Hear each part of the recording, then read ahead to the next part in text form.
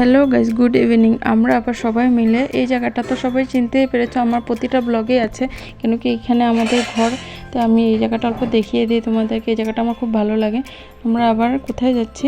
আমরা যাচ্ছি শ্রীরামপুর। আবার আমার কিছু শপিং করা, সেদিনকে তো কিছু কেনা হয়নি আমার জন্য, তার জন্য আজকে আবার আমরা সবাই মিলে চলে যাচ্ছি শ্রীরামপুর। শ্রীরামপুরে গিয়ে আজকে কী কী কিনি সেটা তোমাদের শেয়ার করব, কেন কি আমার একটা স্পেশাল জিনিস আছে, তার জন্য আমি কেনাকাটি করার জন্য সবাই মিলে চলে যাচ্ছি শ্রীরামপুর।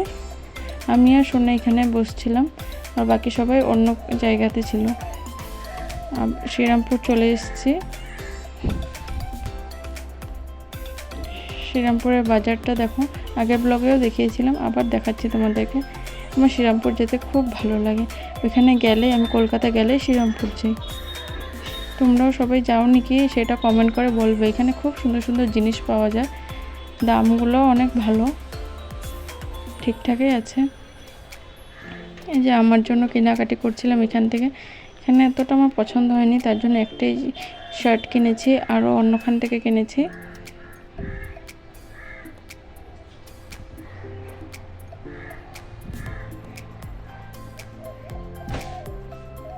তো আমার জন্য নিয়েছিলাম।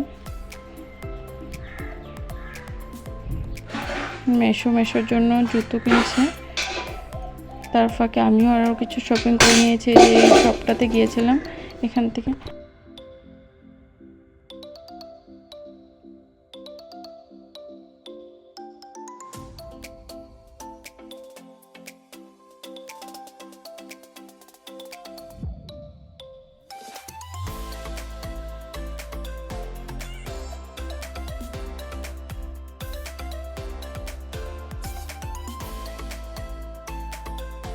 শপিং করা তো কমপ্লিট হয়ে গেছে, এখন বাড়ি চলে যাব।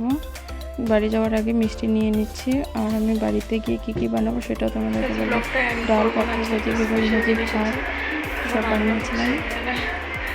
আলু সিদ্ধও মেখেছিলাম। ডাল, বেগুন ভাজি, আলু সিদ্ধ, পাপড় ভাজি বানাচ্ছি। এই তো গাইস, ফাইনালি আমার বার্থডের দিন চলে এসছে। আমি বার্থডে সেলিব্রেট করার কথাই বলছিলাম তোমাদেরকে। তো দেখো